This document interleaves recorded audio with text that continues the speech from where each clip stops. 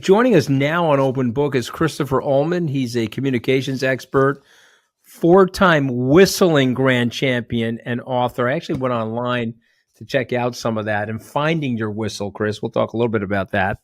But he's the author of a soon-to-be best-selling book, Four Billionaires and a Parking Attendant, which is a phenomenal title. I don't know how you came up with that. Maybe you're smoking pot at the time, something, but it's a phenomenal title. And it gravitated me to the book, and it's a great read. And it turns out we have a lot of friends in common. Let's start there. I have a friend that worked for the SEC for 20 plus years. He hates crypto. I love crypto, which is basically where we started in high school together. You talk about your dad and how he stopped once he felt he had achieved what he needed to, but he never encouraged you to do the same. So I want to go there, and we'll talk about John Stark in a second. But I thought what you said about your dad was fascinating, and we all have this relationship with our fathers, right? We want to impress our dad. I did. I wanted to make my dad proud. I'm sure you felt the same way. But tell me about that philosophy that your dad shared with you.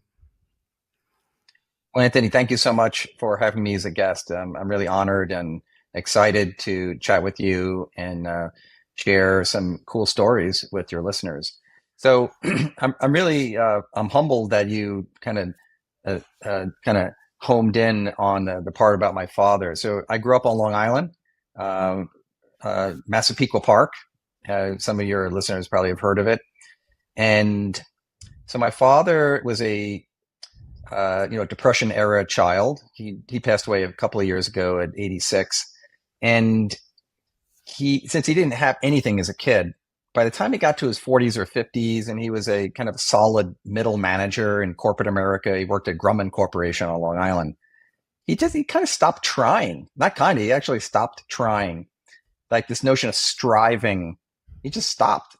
And so it was this kind of juxtaposition, because he had stopped striving, but then he always said to me, do your best, do your best, do your best. And, part of the challenge was that I didn't really know what best meant. And that's kind of at the core of this book, is that I went kind of from the minor leagues of Long Island, where, I didn't know presidents and chairmen and billionaires and the like.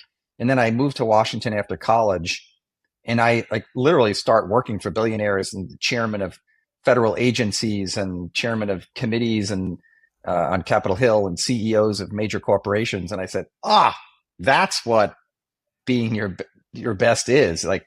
And so really it set up this kind of just interesting kind of challenge in my brain, as a kid. I'm like, how can my father just stop trying? That's crazy. But so I tried to do my best, but I didn't really know what my best was until I came here. Yeah, it's interesting. I'm named after my uncle Anthony. His last name was DeFeo. They moved his class. He was supposed to graduate in June of 1943. They moved his class up to March of 1943 to get him over for the war, and so he got shipped out to the UK, and he ended up on Normandy Beach. Survived the Normandy invasion, but was wounded fairly seriously on the way into France, maybe 3 weeks after the invasion. Apropos to his generation, he healed in a hospital and went back to war, fought in the Battle of the Bulge, ended up at the Potsdam Conference after the war.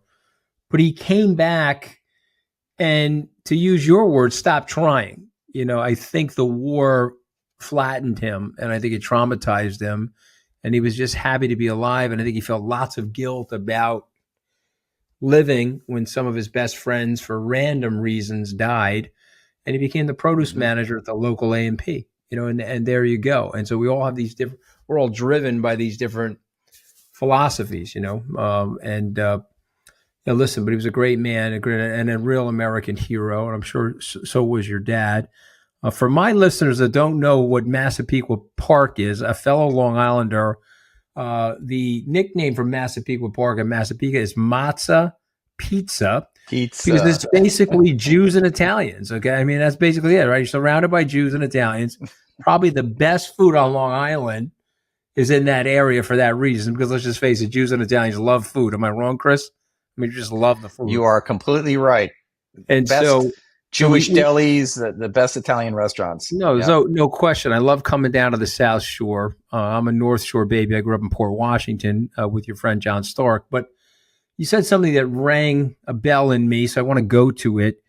It's billionaires, CEOs, chairmen. I'm from a blue collar family out here on Long Island. My dad was a crane operator, and so I was quite impressionable.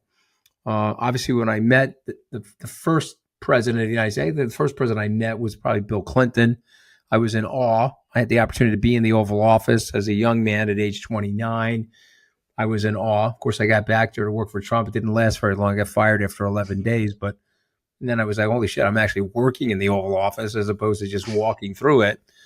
And so it's an amazing place, America. But tell me about not knowing billionaires and not knowing these high profile people and then meeting them. What did you learn? What did you learn about them versus normal people? Is F. Scott Fitzgerald right? Or the rich different from you and I? They, in the end, we're all God's children and equal in his eyes. But the billionaires, the chairmen, the CEOs that I have been honored to work with. And that's one of the cool things about this book is that this is not me just interviewing a bunch of random people. I actually worked hand in glove with all 15 people in the book. So they are different and they have like intense purpose. They know where they're going. They have this drive that just propels them through the tiredness, and when they get sad or they feel like they're not getting there, they just drive. It's incredible. They're incredibly strategic, meaning they can map out a pathway, and then they're tactically agile too. Like they're this capacity to figure out like what are the individual steps I need to get where I'm going. And they are a little crazy. There's no doubt about that. And they are thick-skinned because people are going to tell them, no, no, no, you can't do it over and over and over again. This happened to David Rubenstein constantly. Oh, don't do that, David. No one's ever done that before. And David said, I'm going to do it and just watch me. So these types of people, if there is an obstacle, they go through it, around it, under it, over it. Yeah. It's really amazing. Now, one of the cool things about the book, it's yes, you have to be indefatigable and strategic and problem solving and all that, but they are also incredibly generous, really good at building bridges, which we're not seeing on Capitol Hill these days, unfortunately. Yeah, sure. And there are some great stories in the book about people building bridges with people who think differently from them, because in the end, successful people want to get crap done. They don't want to just have an issue or pat themselves on the back. They actually want to accomplish. And so people said to me while as I was writing the book, do you want to be a billionaire? And I said, I don't want to be a billionaire. I said, I want to be me. I want to be the best me possible. And by like kind of plucking out this lesson, like just materially changed the way I think and behave, and has helped me become the best version of me. Now I just turned 60. Hopefully I've got 25 more good years in me. So I'm going to keep growing and hopefully continuing to become the best me possible.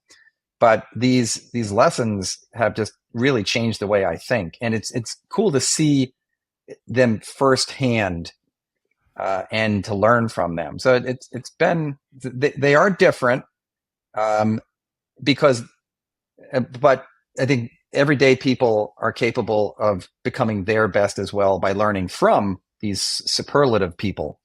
Mm-hmm. Yeah, no, listen, and I feel you, but not only that, I enjoyed reading the book because there was things about some of these people who I know personally that I did not know, and some of the things related to their personal philosophy. So people who I have met, not necessarily know well, right? David Rubenstein, know very well, consider him a friend. Arthur Levitt, I've met, don't really know. Orlando Bravo has been on my podcast, and we've had several conversations, including one about FTX, where Mr. Bravo was taught by Sam Bankman-Fried's parents, or particularly Joe Bankman at Stanford. And so we had that connection. Mr. Lou Gerstner, a graduate of Chaminade High School out here on Long Island, I know. John Kasich, I've met through politics. And of course, then there's the legendary Bill Conway, another co-founder of Carlyle. You bring him up and you write about mentality and having the around the hoop mentality. I love that because everybody loves a rebound, don't they, Chris? And I've had to rebound a few times in my career. But what is it about having an around the hoop or hang around the hoop mentality? Well, Bill is a good friend. He's one of the best investors in the world, and he's an incredibly generous man. And he had this philosophy he called hang around the hoop.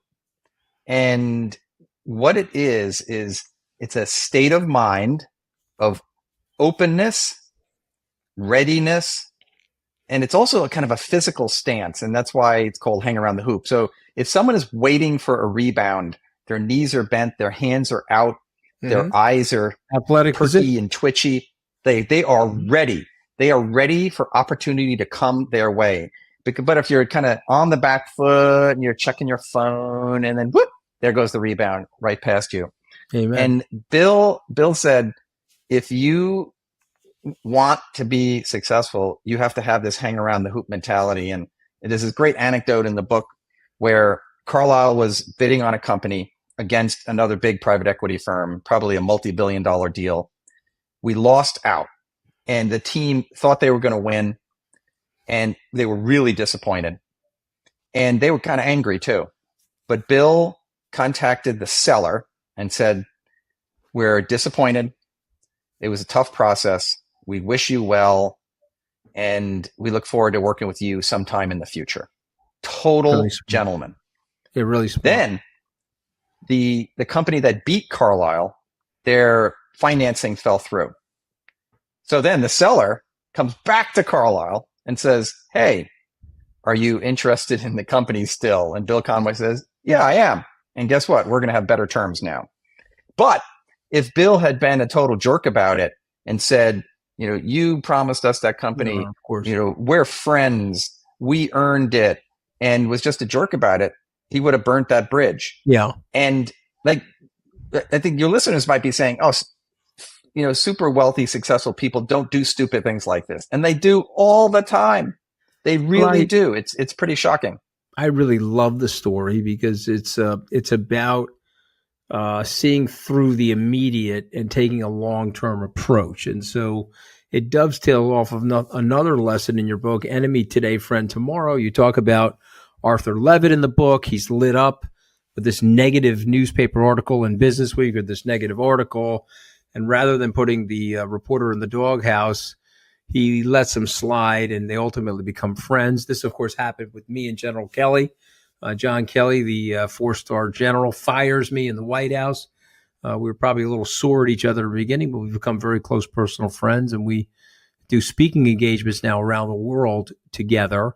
I've done 7 speaking engagements with John, his wife Karen, and my wife Deirdre. The 4 of us have had dinner together. We've actually become good friends, and of course, we have some more in common than what separates us. And I actually brought him to Mitt Romney's event last year, where we were with Senator Manchin and Paul Ryan, et cetera. So that really resonated with me. It's hard for people to do, though, Chris. Someone lights you up on Twitter. He lights you up in the New York Post. They write a nasty story about you. It's sometimes hard for people. They get grudgy, if you will. How do you prevent yourself, Chris, from getting grudgy? I love that word, grudgy. I've never heard it, but I'm going to start using it if you don't mind. I'm like George W. Bush. I'm making up words. You know what I mean? I'm going to attribute it to you because it's a great word. So if your listeners are paying close attention, the question you just asked is at the center, is at the core of whether or not these lessons are going to sink in or not. And it has to do with the ego. And it has to do with taking the ego down a few levels because you have an objective. And I don't want ego or stupid things to get in the way of my objective. But people do it all the time. Now, I don't know if you saw, William Cohan wrote in Puck recently that David Solomon, CEO of Goldman Sachs, won't talk to reporters if they write bad stories about him. Now, I don't know if that's true, but if it's true, that's crazy, because you're cutting off your nose to spite your face. So in the book, as you know, so Business Week writes this real tough piece on Levitt, accusing him of ethical impropriety, which is about as bad as you can get.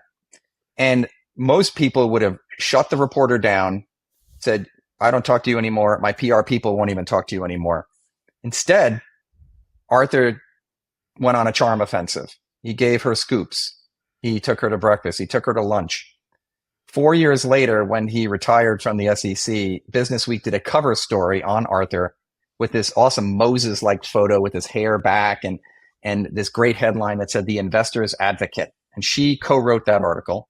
And then 2 years after that, she co-wrote his memoir. And so rather than let the ego mess up his objectives, he stayed focused, totally focused. And it is hard, but so much of managing your ego is about being present and saying to yourself, I'm getting angry.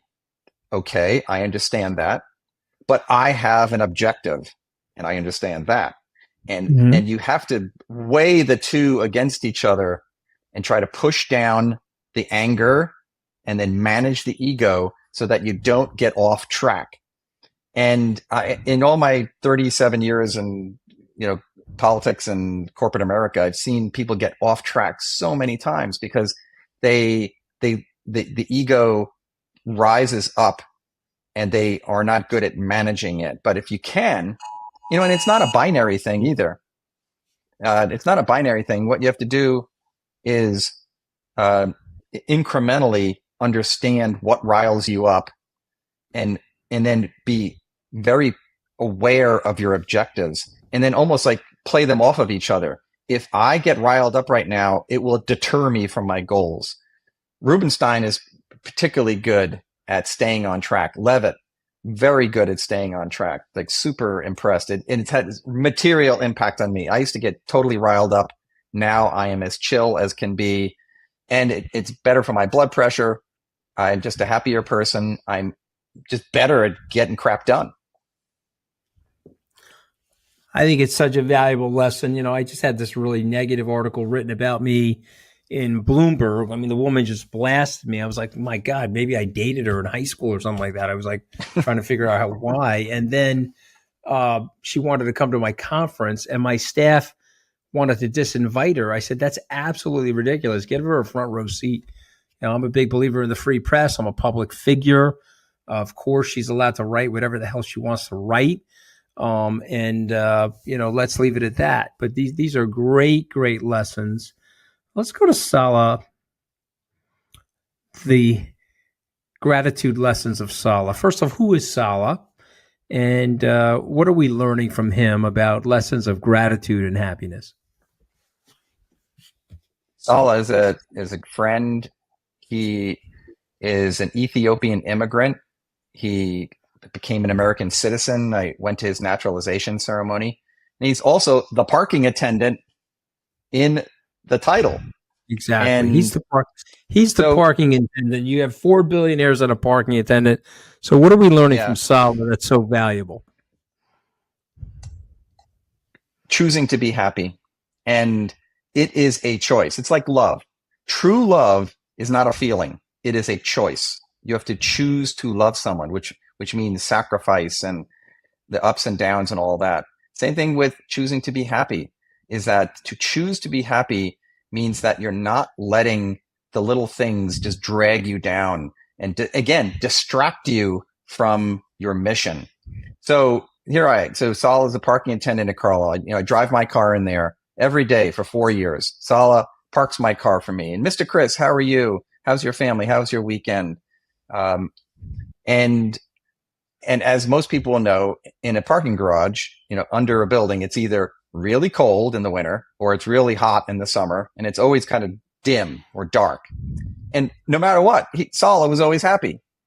And I'm attracted to happy people because I believe life is short and you must maximize your gifts and appreciate them.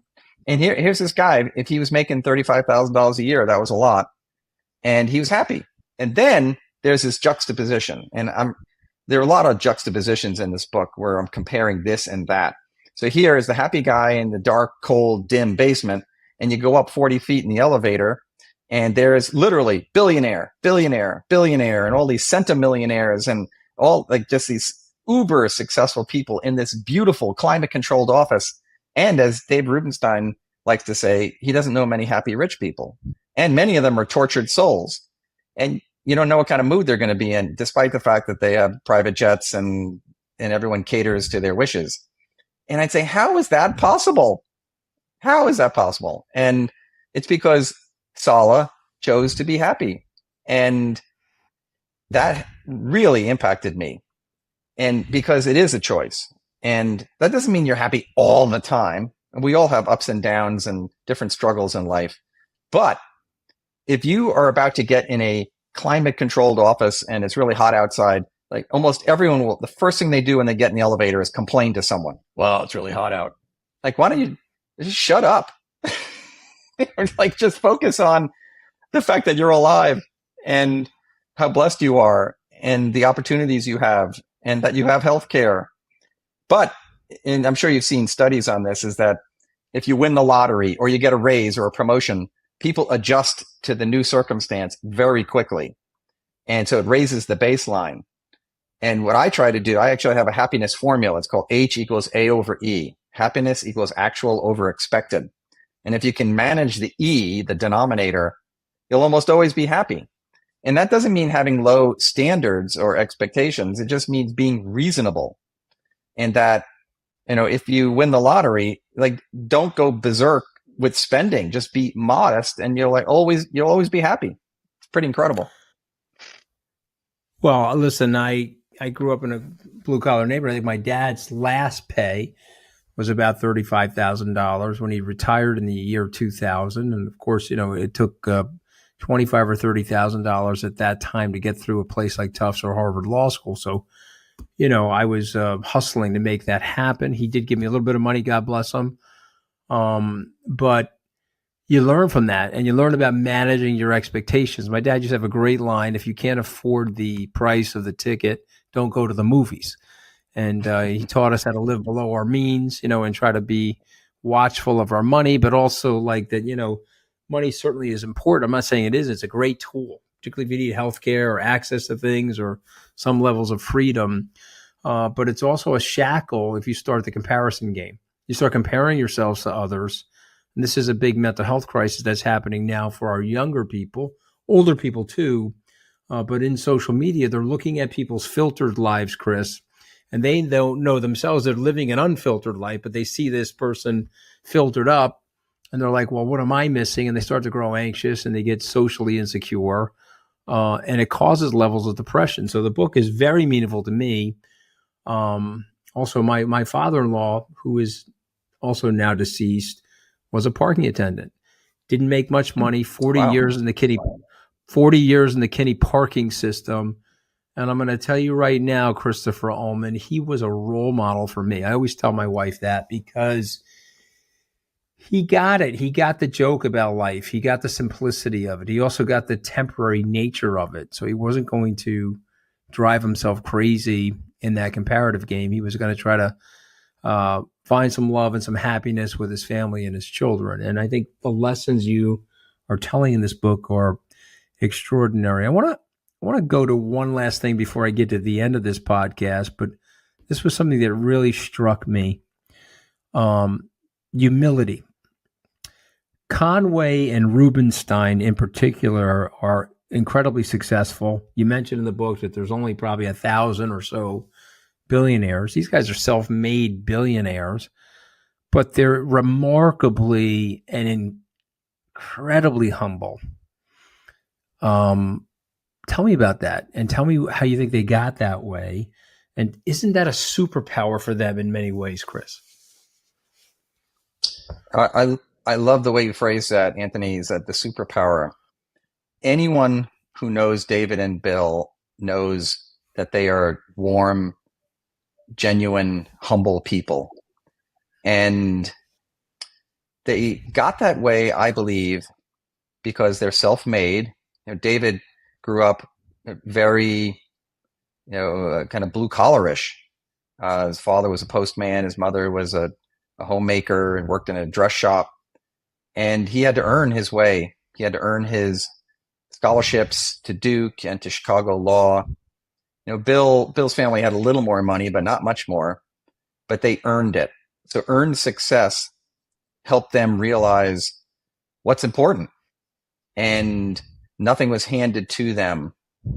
Now, interestingly, so Bill is a very serious Catholic. So the generosity is very derived from his faith.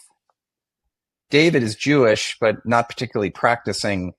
His generosity is really derives from his kind of belief in the role he plays in the community. And then it's not that different from Bill, but it's slightly different motivations. And so they are just remarkably generous. And I mean, I would not work for a boss who just had billions and bought fancy paintings and stuck them in his office. Like Bill would roam the halls of Carlisle with giving out gift cards. Yeah, Bill would roam the halls of Carlisle giving out $5 and $10 gift cards to Dunkin' Donuts to people and said, I will give you a stack of these if you give them to homeless people in the street. And I still carry them around with me. And it's been years since I worked there. And so it's incredibly inspiring. And to be with people, like Bill did a deal, I don't know, around 2 years ago, probably made a couple $100 million and that's net after taxes. And I said, Bill, congratulations. And he said, thanks. Now I have to figure out how to give it away effectively. Like that's his response. It's not, can I buy a bigger yacht? It's, how do I give it away? That's his gift. That's his gift, and I share his faith. And Bill actually helped me. He had gone through an early part of his life, a divorce. I know his second wife and him are very happily married for many, multiple decades. But I went through a divorce. I got married very young. The woman I married is a great mom, and there's no bad blood or anything like that. But it was a very stressful period of time in my life. And he was incredibly kind to me and gave me some really good advice. Now, you may or may not know this because you're the matzah side of Matzapequa, and I would be the pizza side. But as a Catholic, if you're divorced, you can't accept communion. You're not allowed to, technically. Okay. And so it was really a conversation with Bill and I about how to keep your Catholicism and keep your faith, even if some of the things that have happened in your life are not directly tied to the church's doctrine. And so I just have this enormous amount of respect for him and David, but I thought that was something cool. There are my authors. I ask my authors at the end of each of my podcasts, I bring up 5 words. I usually take them from the book. Your book, 4 Billionaires and a Parking Attendant. What a great title.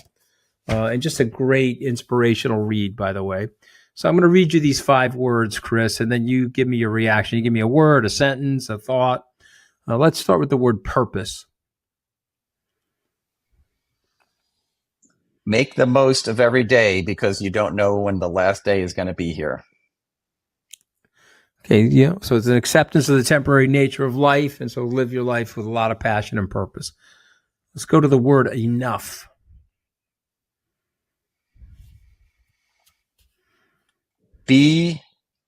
Try to do your best and be happy with that, because comparing yourself to another person is not going to make you happy. Yeah. The comparison game leads to a path of envy and resentment and bitterness. I don't recommend it for people. It's almost a test for all of us here on earth to just focus on our virtue and our things that we should be grateful for, not looking over our shoulder or ahead of us or to the left or the right. So well said. Lessons, the word lessons. Forever student. got to keep learning, open-mindedness, suppress the ego, and absorb all the greatness around you. Okay, that's a really good one. Very, very, very practical too, right? And I believe in that. You have to keep that fire of intellectual curiosity always burning with you. Two last ones. Let's go to spirit. We see this in all people, but particularly Sala, the parking attendant. What do you mean by spirit? Spirit is about being grateful. Well, gratitude will redound to a joyous spirit, meaning how you present yourself to the people around you. Are you a dour person, or are you filled with gratitude and love of life? How great is that, right? And ultimately, it doesn't matter if you're making $35,000 a year, $35 million a year. You can have that, particularly in America, right? I mean, what the hell are you going to do with the money anyway? You're going to go to Dunkin' Donuts or Starbucks. You're going to have and what are you going to do with the money? I mean, these people go crazy over money. You know, I mean, okay, and nobody cares. By the way, if you're trying to show off your money, nobody cares. It's just a play in your own brain, your own ego. You know what I mean? Mm-hmm. Nobody cares. Totally. They care about themselves, Chris. They don't give anything about you or me. Okay, last one. Okay, life. The greatest gift of all. Why? It comes from the Creator. And when you have life, you have opportunity and you have obligation. You have gifts, and if you waste them, then the Creator is not happy. God, I tell my children all the time, God gave you gifts.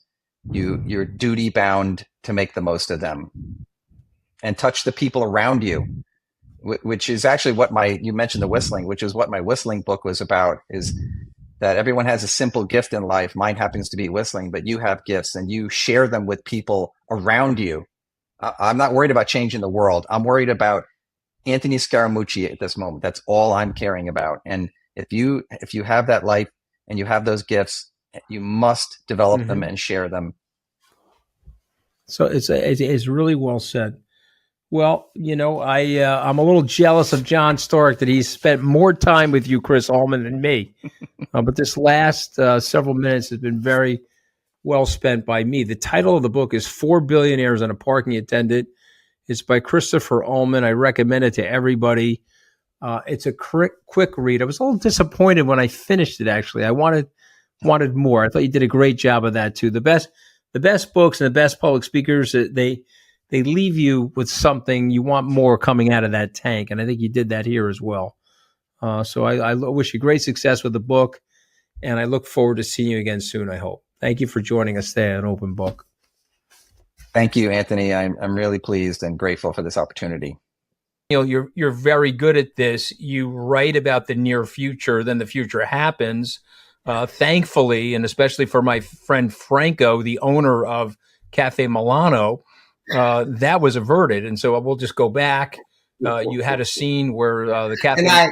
Can I tell you the funniest thing about Cafe Milano? Yeah, please. Every time we go there, the first question that Laurent asks us, the very famous maitre d' of Cafe Milano, is, would we like to sit in the blast zone or not in the blast zone? Right, exactly. So for my viewers and listeners, what Daniel's referring to is there's a scene in one of the Elan books where there's a bomb that goes off. A terrorist has planted a bomb.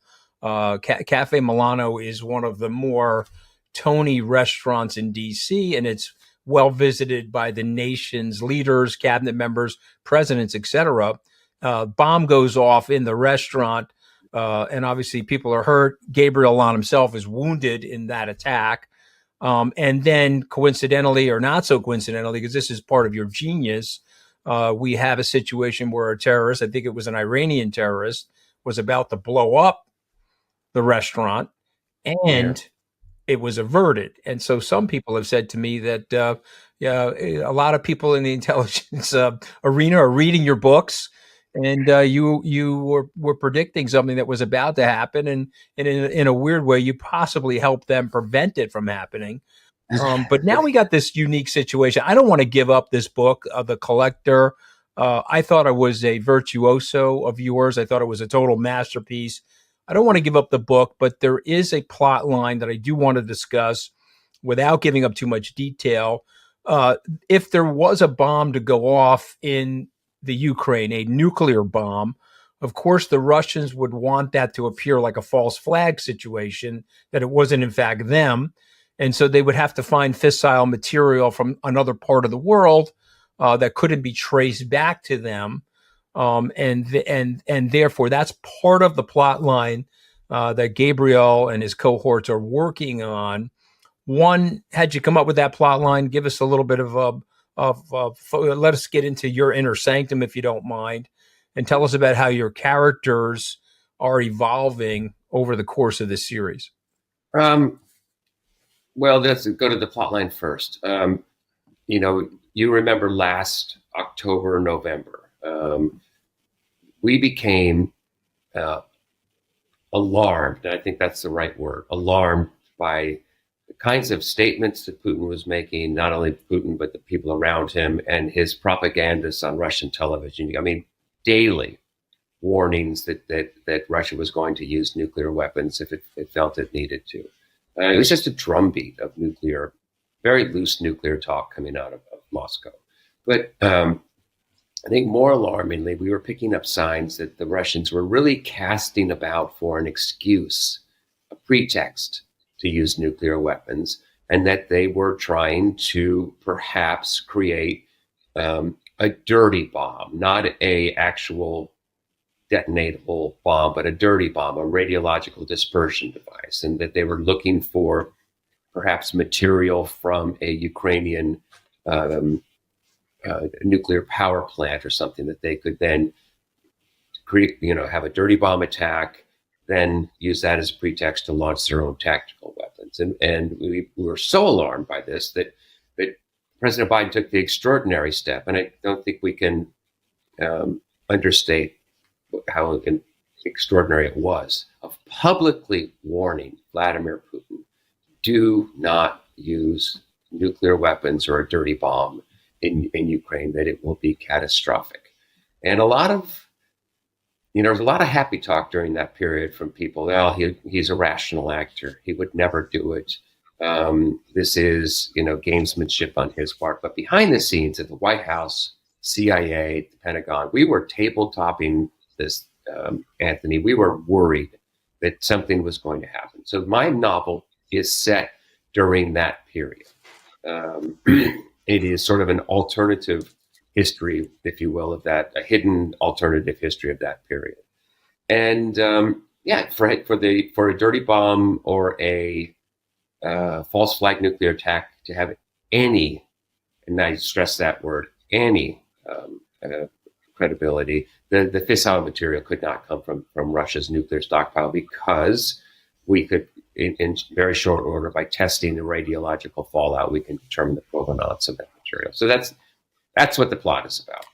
So does your wife Jamie ever get jealous of all these beautiful women that you create in these novels? I mean, we're now dealing with Ingrid Johansson. No, she's okay with it, right? No. She's okay with these. She's okay. I love pairing Gabriel with a good commercial, beautiful woman at his side, and I think that the character that I created in this novel is one of my favorites that I've done in a very long time. Yeah, I was going to ask you that. I mean, she is by far, for me, the most I don't want to say the Black Widow, all the different. I don't want to say the most. She's at the top of the list because she's got everything going on, including the environmentalism. So I'm a criminal, but I'm also I'm a criminal environmentalist, which I find to be literally very, very. She was going to be paired with a oil company executive, and so literature is and tension requires conflict.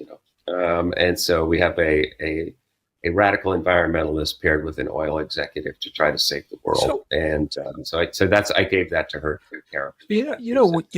But she was a delight to work with. There are a couple of scenes in the novel with some of the dialogue and exchanges and banter between Gabriel and Ingrid Johansson. I feel some of the best stuff I've ever written. Yeah. From the minute she came into the novel, she just sort of jumped off the page. I can't wait to use her again. Yeah, no, listen, I love every minute. Ingrid survives the climax of the book. Yeah, the problem with your novels, unfortunately, is I savor them, and so I don't really want to finish them. I find myself if I'm in a quiet place, I want to read them, but I don't want to read them if I'm not in a quiet place. But when I finished this novel, I was like, okay, I got to wait another 11, 12 months for the next one. But let me ask you this, because we're both lovers of books. We're both bibliophiles. You have a book collector in the book, The Collector. You picked 3 books: The Great Gatsby, or as you call it, Gatsby, The Beautiful and the Damned. Those are both written by F. Scott Fitzgerald. And then Thomas Mann is in the book, The Death of Venice. And so why those 3 books, or were those just random books out of your brain, or did you pick those? Were there symbolism in those 3 books as it related to this book? Well, anyone who's read my book and my books, I should say, knows that I have all sorts of Gatsby allusions all through them. I'm a F. Scott Fitzgerald. Yep. He's a huge influence on my writing and my style. I mean, I cannot write like F. Scott Fitzgerald, obviously, but I just adore Fitzgerald. Beautiful and Damned. I mean, it's obvious allusions in the novel. Sure.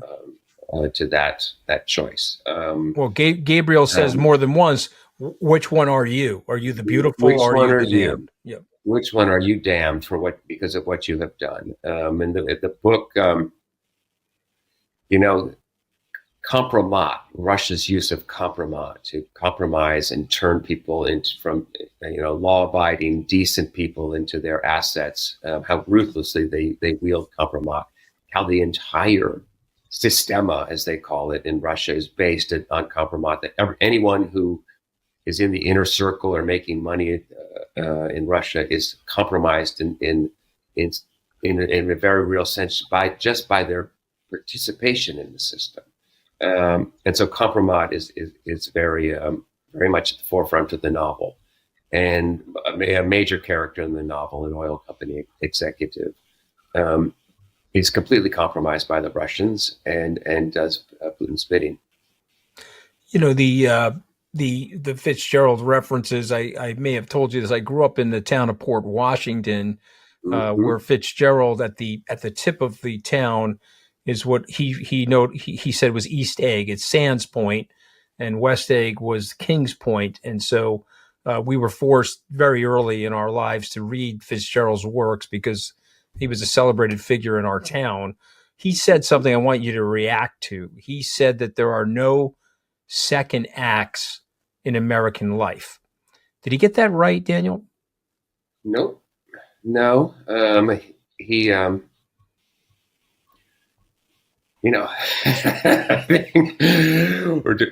Donald Trump is on about his 18th act or something like that. Right, exactly. I think that you do, if you have a huge fall, it's difficult to come back from that. I would think in American life, but look, we're a forgiving country. I think still. I hope he had he wrote Gatsby. It took him a very long time to get tender as the night finished. I mean, it's a combination of about 2 or 3 manuscripts. He had all kinds of false starts. He was struggling with drinking, and then he went sort of downhill from there and ended up out in Hollywood. Didn't have the career that he should have had, and maybe he was in a weird way foretelling his own future. Yeah, no, it's an interesting thing because I often think about it. I'm on my 9th act myself, Daniel. I'm talking to you on the anniversary of my White House press conference. Okay. And so 11 short days later, I was blown from the White House. But, as I tell people, life goes on. Lucky You don't you. have to take yourself that seriously. But I just find Fitzgerald, for me, like for you, is a very compelling novelist. And he was in touch with a lot of our feelings and emotions. And I think you do that. I think you do that beautifully. I mean, you explain all of our contradictions. So let's talk about this philosopher king, Gabriel Allon. Okay. I heard the interview with you and George Stephanopoulos where you talked about Allon being a cold figure in the beginning, and now he's more likable to you. He seems like he's become more of a philosopher king. He's more accepting of human frailty. My grandmother had one of the best lines that I always share with people. The best among us choose not to judge human frailty so harshly. It was sort of she was very Roman Catholic, and her attitude was, we're all frail. Let's take it easy on each other, and not stand on ceremony. So tell me about your friend Gabriel Allon. How has he evolved? And do I have it right? Has he become more of a philosopher? He's more like Solomon now. He has the slingshot of David, but he talks more like Solomon now. Yeah, I think that I don't know if you ever saw the documentary "The Gatekeepers." It was about the recent Yes, it was on show. It was on Showtime. Yep. Yes, and I forget which one it was, but he remarked that all of us become liberals in the end, meaning all of us who fight this secret war to defend Israel in this neighborhood, and who sometimes do operations and assassinations and targeted killings, and who are on the front lines of this sometimes very dirty war. That in the end, they all become quite liberal in their approach, and they want to have do whatever they can to end this conflict and make peace in reasonable terms, obviously. And Gabriel certainly fell into that camp quite early. I mean, he is by no means an extremist or anything like that. What it has happened is that he's just become, I've lightened the series, I've lightened the tone. Placing him in Venice gives it just a wonderful look and feel and taste and smell to it. The food, the wine bars where they stop in the afternoon and have a little chit-chatty. It's just a delight to set the series there, or to base the character there, I guess is how I would describe it. He is hysterically funny. He is quite humorous. I mean, when you read the dialogue, every piece of dialogue, everything he said is just slightly off. He never responds directly to something. It's quite funny. It's a thriller. It is at the end of it. It is edge of your seat thriller. But if it's along the way, it made me laugh out loud.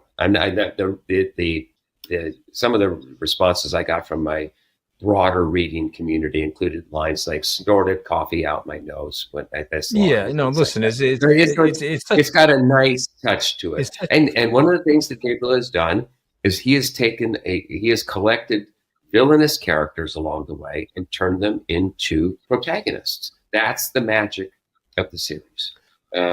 People who tried to kill him are now his friends. Thieves, criminals, art thieves, assassins, they are his friends and associates. Yeah. And I write them in that way, and that's the magic of the series. Yeah, I mean, but that's also there's a metaphor for human nature. There's a metaphor for our relationships. Right. 80 short years ago, we were adversaries with Germany and Japan. They're our greatest allies today.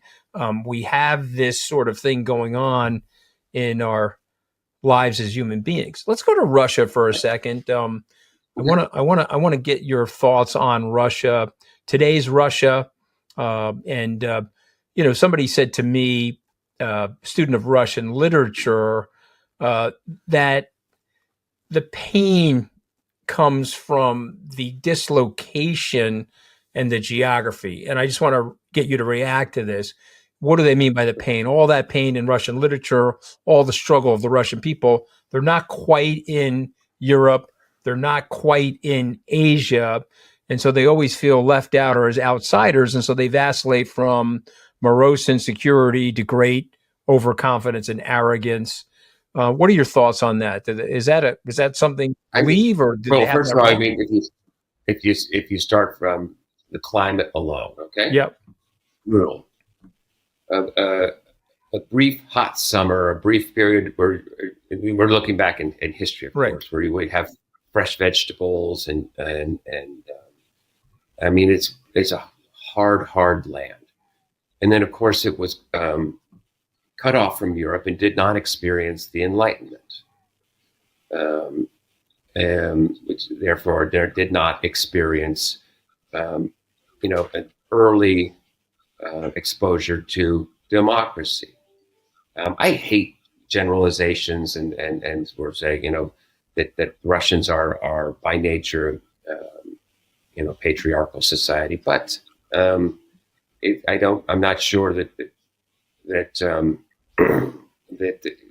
democracy, a true democracy, is it really a natural fit for the country. I hate to say that, and the criminality that goes on inside Russia today, as you know, is just astonishing. It's a criminal state. It's a mafia state run by the boss of bosses, but the gangs underneath him and everything. It's a mess. And but at the same time, the level of brilliance, the music, the literature, it's a strange combination of incredible beauty and pain and sadness, and unfortunately just failure. They just can't get there. Yeah. And to one of the richest countries in the world, though, right, Daniel? I mean, it's in natural resources, and that's part of the problem. That Putin has just become, the world's gas station, and they're going to mine and hack down their forests, and that's going to be their economy. I am alarmed by it. There was a great map that was on Fareed's show the other day, Fareed Zakaria, GPS. It showed that it put the countries in red that are still trading with Russia, and it's all of Africa. It's a huge section of Central Asia, and I was wondering if get your thoughts on this. That are we, because of this war, reordering the global economy in any way? Yeah, and there's no question. I mean, we've okay. The great irony of what we did there is we've actually hurt ourselves, and we've also we've repositioned the U.S. dollar. You have to be very, very careful. We benefit from the dollar being the reserve currency, but we made a decision 22 years ago to weaponize the dollar. And there's a great book called Treasury Wars, Daniel, where we use the dollar as a mechanism for sanctions, countries that we like, on the SWIFT system, the international banking system, countries that we dislike. We take these punitive measures towards. It's been a very effective political tool. And here's the problem with that tool, Daniel. Our politicians don't have to have any recourse. So our politicians no longer want to make decisions, right? They cede war powers to the president. The Congress doesn't like voting on those things. And so this is a mechanism by the administrative state where we can do things that politicians are no longer comfortable doing. We're watching the movie Oppenheimer this summer. And of course, Harry Truman has to make this decision to detonate literal death, create the sun on Earth, to wipe out 220,000 people. He makes that decision. We can debate that decision today. But he's making decisions. Our politicians are not doing that anymore. And so this is creating some havoc. And you know this intuitively. Anytime we make a decision like that, we're creating unnatural alliances. The Chinese and the Russians have a 1,600-mile border dispute. Okay, the Chinese still believe that there's a large swath of Siberia, which was taken from them by the Russian Empire in the 1630s, that belongs to them. And so these have been antagonists for several centuries. And yet, because of the decisions by the United States we've put them into an alliance with each other. And so, we have to be careful about that. That's one of the things I did learn in my 11-day ill-fated stint. Any decision that's being made by the president comes with great ramifications. Blowback. Yeah, great ramifications. So we all view in the U.S. the Bin Laden raid being a successful raid, but there were ramifications. Okay, we upset our relationship with Pakistan. We invaded a sovereign nation. We set an alarm bell off all over the Middle East.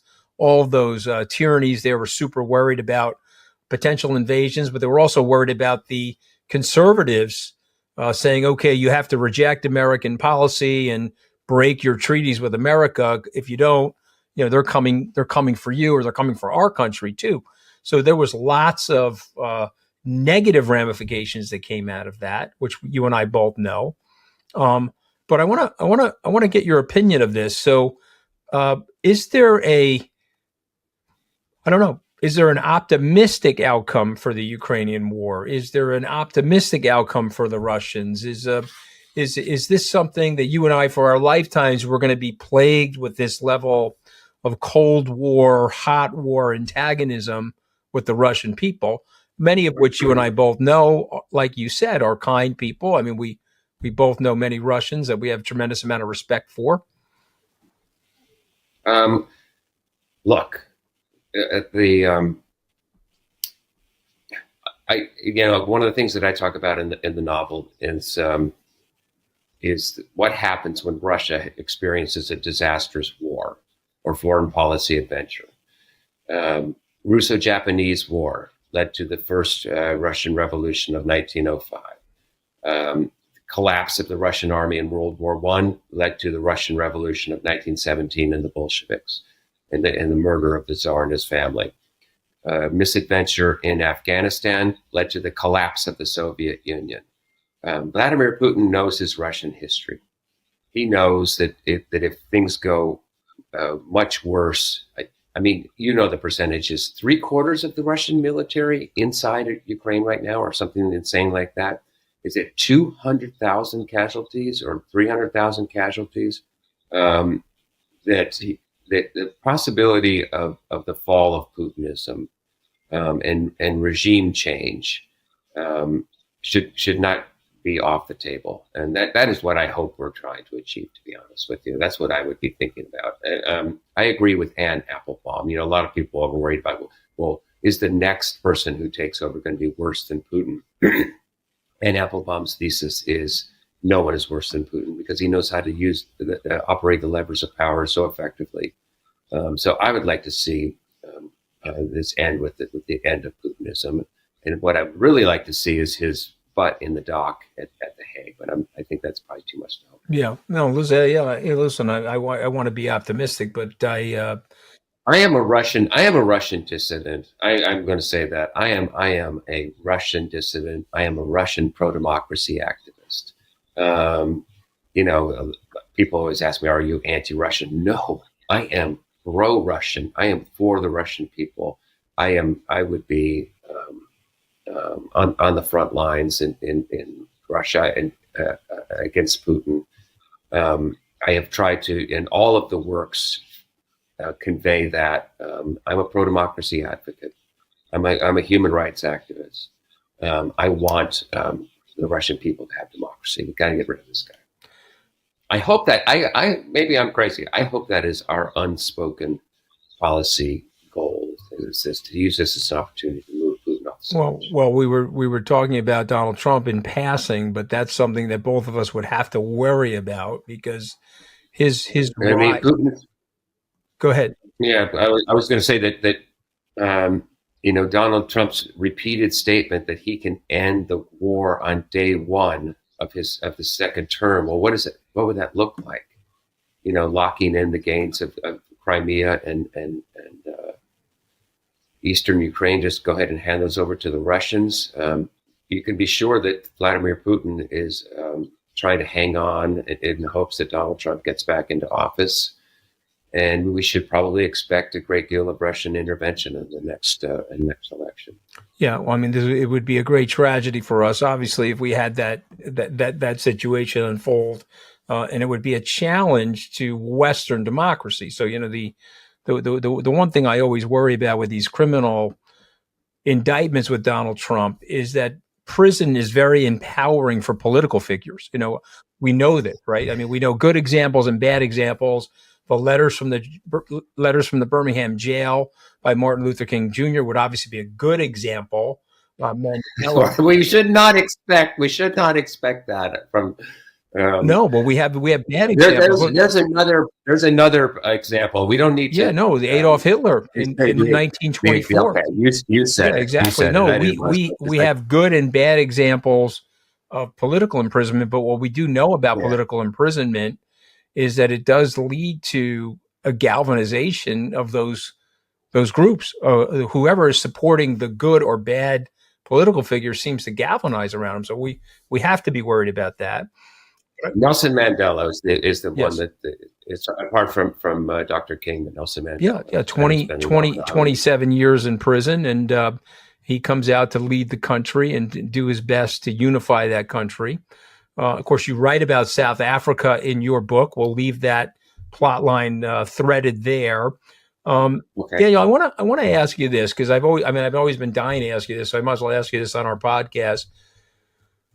When you think about the world and the spy craft and the seam between good and evil in the world and the complexity, are you an optimist or a pessimist, a realist? How would you describe yourself, and how do you think about the future of the world?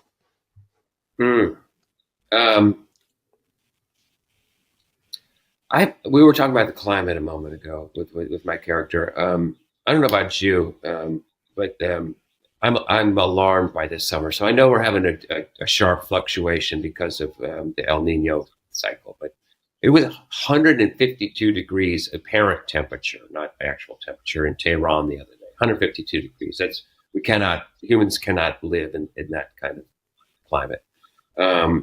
We are about to have a section of the earth in the Pakistan, parts of India, that region that's going to back Iraq, going to be uninhabitable pretty soon, at least for large portions of the year. We're going to have millions, tens of millions, hundreds of millions of people on the move pretty soon. We are losing cropland around the world to climate change. When you see, I'm very worried about the unraveling of democracy and democratic norms. I worry about competition for scarcity of resources, water. For one, I think the world's going to be more chaotic than it is even right now. That's what I would say. I try to portray my characters are professional spies and intelligence officers, and they're supposed to make these kinds of ruthless, hard decisions.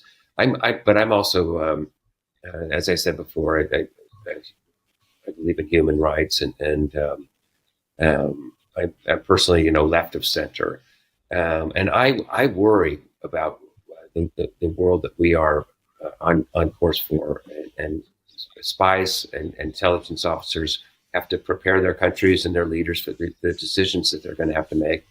And we in the Northern Hemisphere are going to face some difficult decisions because of climate change, that's for sure. Well, and Israel, Gabriel lives in Venice now, but my goodness, it was, I guess that Prime Minister Netanyahu had to go into the hospital with a little bit of heat exhaustion or dehydration. Yeah. Israel's on fire with the temperature. The Mediterranean, this is going to create a lot of instability, I'm afraid. Well, I want to throw one more thing at you, and I'll let you go in a second, but we both know what Dunbar's number is. It's why we have a difficulty maintaining more than 150 relationships, and the irony of our evolution is those relationships got us here. We were able to have these nice small villages, and the villages turned into city states, and then we had the administration of larger entities. But unfortunately, we can only really relate to about 150 people, at least according to Dunbar. So when you have a plastic cup or you have a plastic bottle and you're discarding it, you're not thinking about the 8 billion people and the impact that we're holistically having on each other. So is this feature of our evolution, which got us to where we are today, preventing us from dealing with the problems that we have?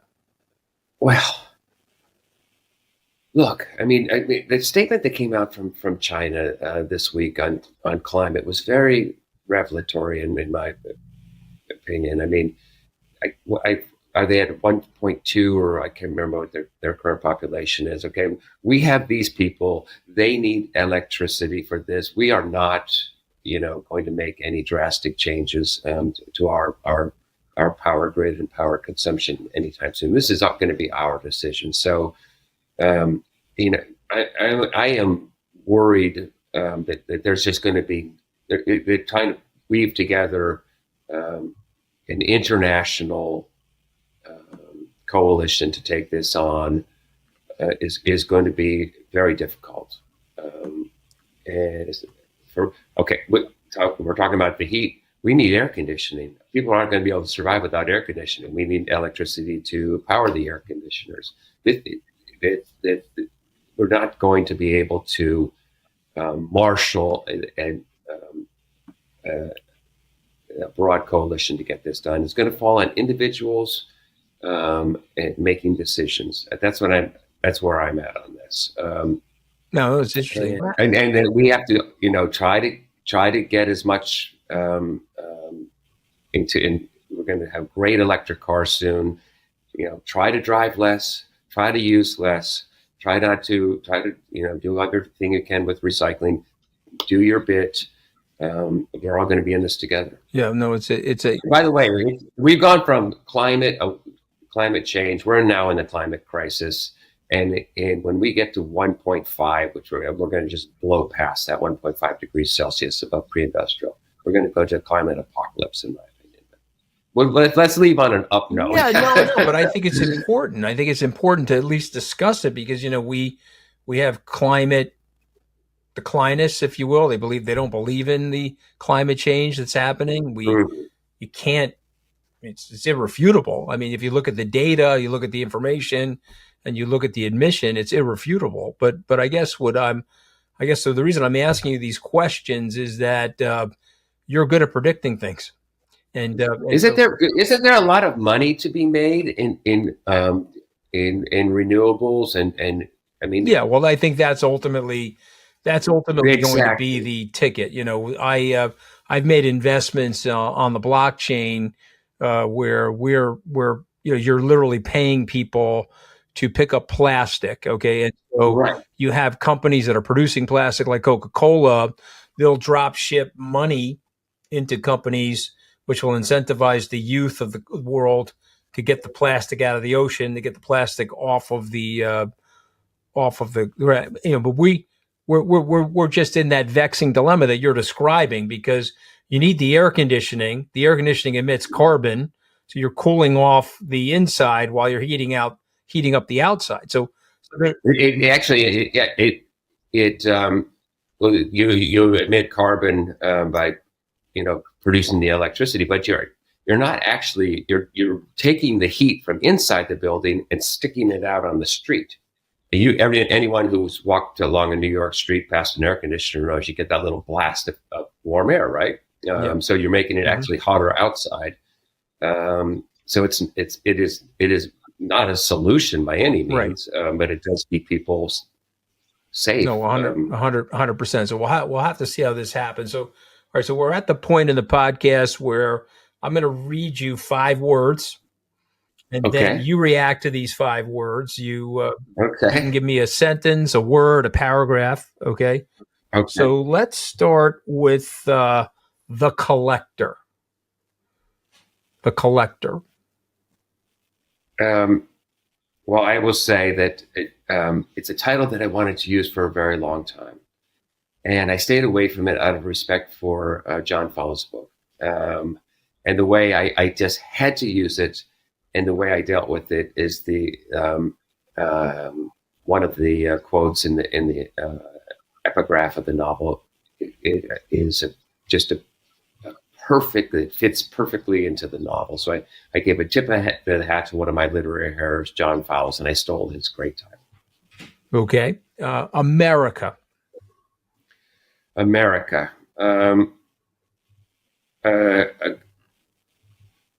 Incredibly blessed land with incredible people. Let's just take a deep breath. Let's stop this culture war. Let's stop this war of whipping up anger at elites and globalists and this nonsense. And let's heal our divisions. We are a great people. Russia. Find a way to extract yourself as quickly and as painlessly as possible from this situation and become a decent country. Gabriel Allon. One of my best friends. I love every minute I spend with him. I feel so blessed that I had the inspiration to create him, and I got a few more left in me. Daniel Silva. Work in progress. I guess that I can see that my career is heading towards an end at some point. I feel like I am so blessed and so lucky in that I was able to do what I always wanted to do from the time I was a young kid. Well, listen, I think your best years are ahead of you. You got to think like Warren Buffett. I hope so. You've got your best years ahead of you. But listen, it's a phenomenal book. I'm looking forward to the next one already. With great sadness, I finished this book 2 days ago. I say with great sadness because I now have to wait 12 months for the next one. But the title of the book is The Collector by Daniel Silva. And it's just another amazing piece of literature. There's so much to learn from your writing and from your personal thoughts. So thank you today for joining us on Open Book. Thank you so much for having me. What a wonderful interview.